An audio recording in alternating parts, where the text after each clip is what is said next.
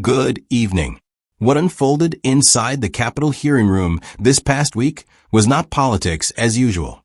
It was a moment that exposed how thin the line has become between authority and arrogance, and how a single, well-placed question can cut through hours of noise. The room was crowded, cameras mounted along the walls, aides whispering, the air heavy with heat and expectation. The Oversight Committee had convened to review proposed election integrity measures, but everyone knew that wasn't what the public was really waiting for. They were waiting for the collision. Congresswoman Jasmine Crockett and Representative Marjorie Taylor Greene, two women from opposite ends of America's political divide. Greene entered first, a stack of papers in hand, voice already echoing down the marble hallway. She had promised a confrontation, and she intended to deliver one. Crockett arrived quietly, almost unnoticed, calm, collected, with only a single binder and a pen. Those who knew her recognized that expression, the same one she wore in courtrooms long before she ever held public office.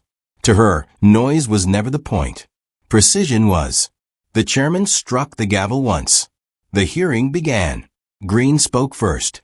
Madam Chair, before we begin, I want to address the misinformation being spread by members of this committee. Claims that our election reforms are racially motivated, that they suppress voters. These are lies. Her voice was confident, rehearsed, carrying that certainty that television rewards. The cameras turned toward Crockett. She remained still, eyes fixed on the stack of documents in front of her. Congresswoman Crockett, Greene continued, you've made statements suggesting my bill limits minority access to the ballot box. Can you cite any evidence that voters in my district have been prevented from casting their ballots? Or are these just headlines you enjoy repeating? There was a pause. Crockett looked up slowly, the kind of pause that makes a room lean forward. Representative Greene, she began, her tone level professional.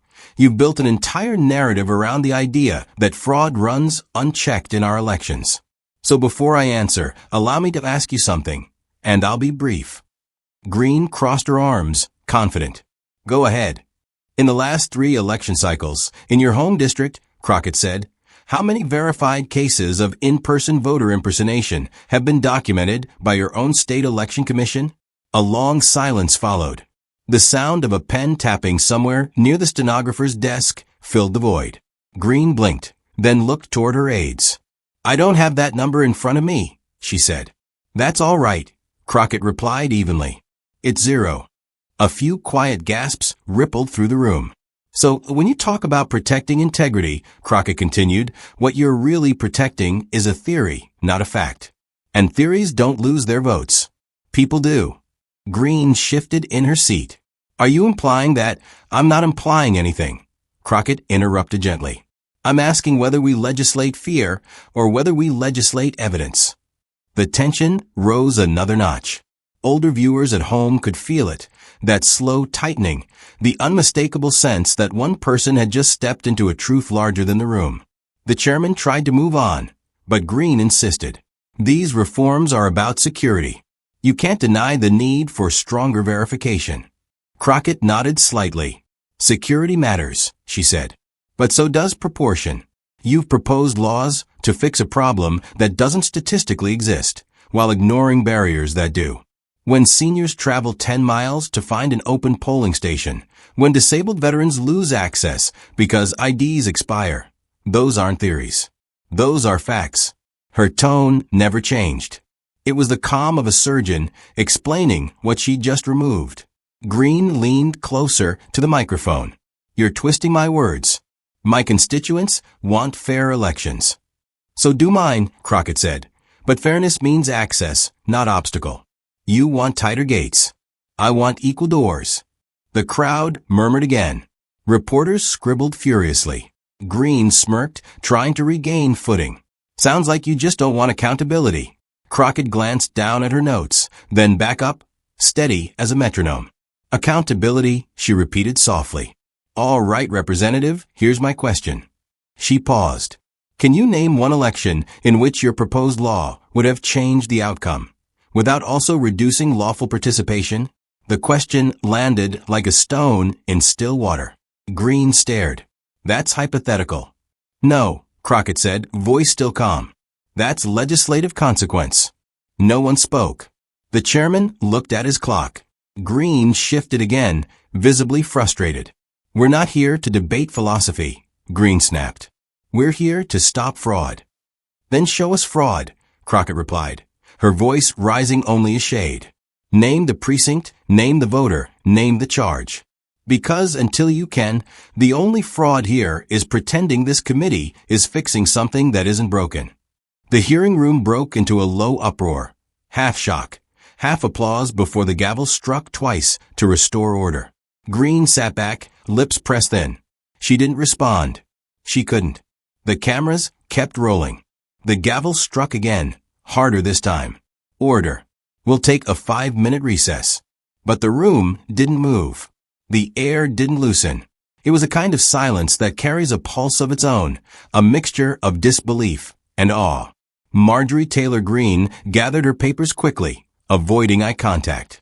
She whispered something to her aide, who nodded nervously and began collecting documents that suddenly didn't seem so important. Across the table, Jasmine Crockett didn't move at all.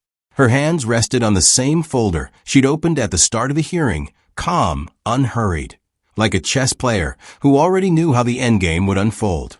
As reporters began filing toward the door, you could hear the rustle of notepads and the hum of camera crews already cutting together their clips. The question wasn't whether this exchange would go viral, it was how fast. One reporter near the exit leaned toward another and muttered, "That wasn't a debate. That was a dismantling." And that's exactly what it was. Outside the hearing room, in the hallways of the Rayburn building, staffers huddled around their phones, replaying the clip. Within minutes, short videos began circulating across social media platforms and political forums. For older Americans who still tuned into C-SPAN, they saw something that reminded them of how Congress used to sound: serious, deliberate, grounded in logic rather than volume. By the time the committee reconvened, the atmosphere had changed. Even those on Greene's side of the aisle looked uneasy. The chairman cleared his throat. "We will now continue our hearing.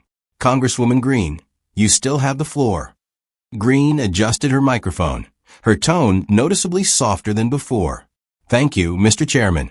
I appreciate the spirited discussion earlier, but I do want to clarify something for the record." Crockett looked up, expression neutral. Greene continued, "While isolated cases may be rare, the perception of irregularities is enough to justify stronger laws. The American people deserve confidence in their elections." Crockett waited until she finished, then spoke carefully. "Perception," she said, "is not proof. Confidence is not built by restriction. It's built by transparency. If voters believe the system is broken, we fix their information, not their rights." The hearing room went quiet again. It wasn't loud confrontation anymore. It was that quiet dominance that comes when truth has momentum. The chairman shifted in his seat. "Let's proceed." Greene forced a polite smile. Perhaps the congresswoman prefers no safeguards at all. Crockett leaned forward, her voice low and deliberate. "Representative, I've spent 20 years in courtrooms. Every case starts with one rule: evidence first, judgment second. Yet what we've seen here today is the reverse: judgment first, evidence never." That line hit hard. The older men on the committee, those who'd practiced law or served in state offices decades ago, glanced at one another, almost nodding unconsciously. It wasn't partisanship anymore. It was recognition. Greene tried to recover. "Well, if you think our laws are fine the way they are, then you clearly haven't seen the numbers from a..." Crockett raised a hand slightly. "With respect, I have seen the numbers. That's why I'm not afraid of them." Greene blinked, unsure how to respond. Crockett continued, voice steady. "In the past decade, over 1 billion ballots were cast nationwide.